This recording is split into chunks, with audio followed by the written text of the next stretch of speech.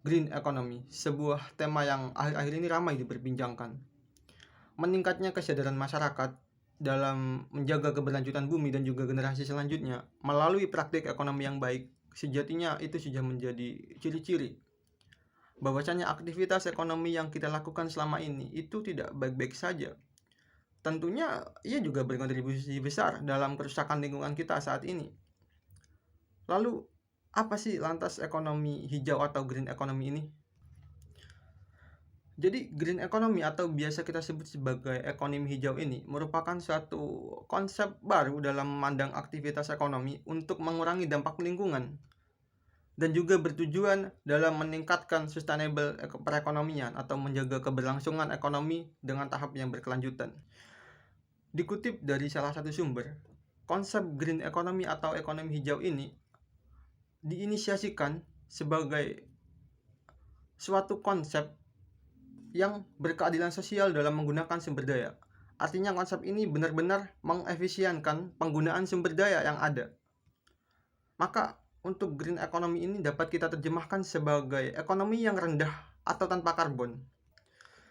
Dan juga konsep green economy ini bisa menjadi suatu antitesa untuk model ekonomi lama sebagaimana business as usually atau BAU yang itu dikritisi sebagai konsep ekonomi yang tidak efisien dalam menggunakan sumber daya. Suatu konsep yang banyak mengeluarkan karbon. Sehingga apabila ini dilanjutkan, tentu ini akan berdampak buruk bagi keberlangsungan kehidupan kita selanjutnya.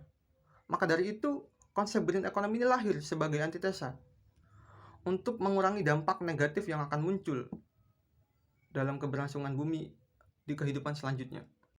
Berbagai negara di dunia ini telah mencoba atau berlomba-lomba dalam mengembangkan konsep green economy, pun juga termasuk negara kita, Indonesia. Di dalam pengembangan kebijakan pemerintah, Indonesia telah mengeluarkan perencanaan pembangunan rendah karbon sebagai realisasi pada komitmen COP pada tahun 2023. Dan juga PRK secara eksplisit memasukkan perhitungan lingkungan sebagaimana pengurangan gas rumah kaca dalam kerangka rencana pembangunan. Komitmen ini sudah dimasukkan dalam rencana pembangunan jangka menengah nasional atau RPJMN tahun 2020 sampai 2024 dan mulai memasuki tahapan implementasi.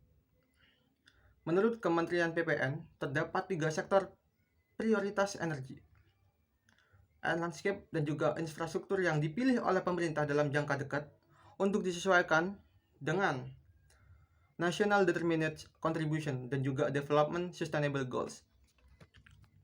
Dan juga Kalimantan Tengah dan Kalimantan Timur yang juga dipilih sebagai pilot area kegiatan pertumbuhan hijau untuk kemudian difamiliarkan ke berbagai daerah-daerah yang lain. Provinsi tersebut dipilih karena dianggapnya memiliki sumber daya untuk energi yang seharusnya bisa dikembangkan secara berkelanjutan. Jadi beberapa hal yang disampaikan sebelumnya merupakan langkah dari Indonesia, pemerintahan kita, untuk mengembangkan konsep green economy ini. Dari penjelasan Saudara Royan tadi dapat kita ketahui bahwa green economy ini sebenarnya bukan konsep yang baru lagi karena sejak tahun 80-an di dalam buku teori ekonomi sudah dibahas mengenai sustainable development ini. Akan tetapi nyatanya sampai saat ini masih saja terdapat banyak kerusakan alam yang disebabkan oleh kepentingan manusia khususnya di dalam bidang ekonomi. Itu sering terjadi bahkan sampai saat ini. Kalau kita gambarkan green economy ini hipnosisnya ingin membela semua hak manusia atau hak seluruh makhluk untuk menerima kesetaraan produksi alam tanpa membatalkan hak di masa yang akan datang. Akan tetapi kerakusan manusialah yang membatalkan larangan etis tersebut. Nah, sekarang yang menjadi pertanyaan, kenapa kerakusan manusia ini tidak dapat dikendalikan? Tentunya terdapat banyak faktor yang melatar belakangi hal tersebut. Akan tetapi juga tidak bisa lepas dari pengaruh ekonomi kapitalis yang sudah melekat di dalam diri manusia, terutama manusia di Indonesia. Dalam ekonomi Islam, kita bisa menghilangkan masalah-masalah tersebut karena ada suatu ilmu di dalam ilmu ekonomi Islam yang ilmu tersebut tidak ada dalam ekonomi kapitalis. Dalam ekonomi Islam, manusia didoktrin supaya berpegang pada 5 prinsip dasar di dalam bermuamalah yang terdiri dari yang pertama yaitu tauhid, yakni berarti semua yang ada di alam ini merupakan milik Allah sehingga manusia tidak bisa semena-mena mengeksploitasi alam ini.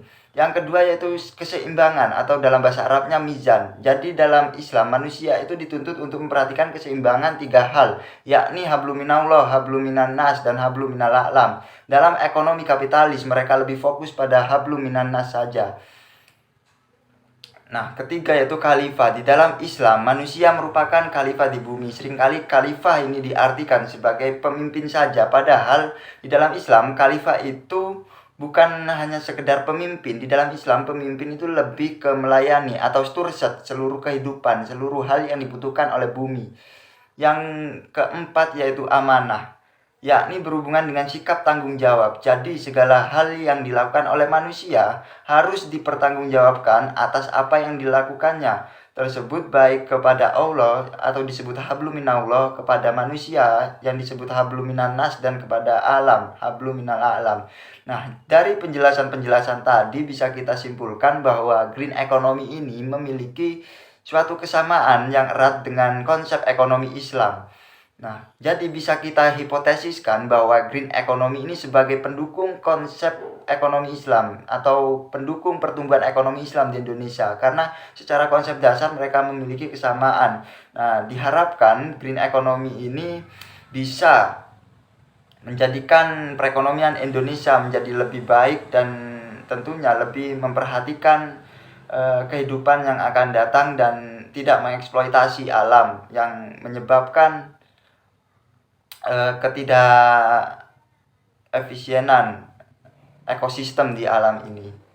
Menurut The State of Global Islamic Indicator Report 2020-2021, ekonomi syariah di Indonesia menduduki peringkat keempat di dunia dengan indikator penilaian berupa akomodasi halal, rekreasi wisata halal, keuangan syariah, hingga kosmetik halal. Selain itu, Indonesia juga memegang peringkat pertama dalam kategori jumlah pendidikan tinggi yang menawarkan program studi ekonomi syariah di dunia. Tentunya potensi tersebut dapat menjadi kekuatan dalam menerapkan green economy yang sejalan dengan prinsip syariah. Kemudian secara legalitas, pasal 29 ayat 1 Undang-Undang Dasar 45 menyatakan bahwa negara berdasarkan atas ketuhanan Yang Maha Esa. Hal ini menunjukkan bahwa green economy yang berlandaskan nilai-nilai syariah bukanlah hal yang tabu, tetapi sudah menjamin keabsahannya secara konstitusional dan layak menjadi sebuah opsi pilihan pembangunan bangsa Islamic Ecoethics, yang mana hal ini memiliki konsep ideal dalam mewujudkan pembangunan yang berkelanjutan. Ada 2 langkah fundamental yang merealisasikan pembangunan berkelanjutan, yaitu implementasi sistem ekonomi Islam dan revitalisasi lembaga tradisional pengelolaan sumber daya Islami, yang merupakan sebuah bentuk implementasi sistem ekonomi Islam dalam pembangunan berkelanjutan, yaitu adanya Islamic Ecoethics, yang mana perspektif ekonomi syariah terhadap hubungan manusia dengan lingkungan ini diwujudkan dalam adanya Islamic Ecoethics yang terdiri dari beberapa prinsip dasar etika Islam, seperti al-adl atau keadilan, maslahah, kebutuhan publik atau istilah perbaikan, dan iktidal keharmonisan. Tidak hanya Islamic Ecoethics, green economy tidak terlepas dari 5 tujuan dasar Islam, maqasid al-syariah, yang sama-sama menekankan aspek kemaslahatan. Yang mana yang pertama ada pemeliharaan agama atau hifdzu al-din. Rasulullah bersabda bahwa seluruh hamparan bumi dapat dijadikan sebagai masjid, yang mana dalil tersebut memiliki makna tersirat, yaitu dimanapun kita berpijak haruslah dipelihara kesuciannya dan keindahannya. Yang selanjutnya pemeliharaan jiwa atau hifdzu al-nafs, yaitu menegakkan perlindungan dari penganiayaan bentuk apapun. Kemudian yang ketiga yaitu kita sebagai manusia diberi amanah untuk mengelola titipannya sebaik-baiknya. Dan pemeliharaan akal atau hifdzu al-akal bukanlah sebuah lingkungan yang hijau memberikan kita oksigen, maka oksigen itu berperan penting bagi otak untuk berpikir. Jadi green economy juga menjadikan titik fokus maqasid al-syariah demi menciptakan sebuah lingkungan yang aman dan nyaman untuk belajar. Kemudian yang keempat, pemeliharaan keturunan atau hifdzu al-nasl, yang artinya konsep green economy menegaskan pada efisiensi sumber daya alam. Hal ini selaras juga dengan Maqasid Al-Syariah yang mempertimbangkan pemeliharaan keturunan hingga masa mendatang. Dan pemeliharaan di sini dimaknai sebagai kecukupan sumber daya alam yang dapat dikelola oleh generasi beberapa tahun ke depan. Dan yang terakhir, pemeliharaan harta atau hifdzul amal. Dalam mengelola harta, ekonomi syariah memiliki konsep jangka panjang, yaitu berorientasi meraih kebaikan akhirat hingga tidak hanya fokus pada materi dunia saja. Harapannya ekonomi syariah ikut berkontribusi dalam mewujudkan Sustainable Development Goal atau SDGs demi kehidupan bangsa Indonesia yang lebih sejahtera untuk kini dan nanti.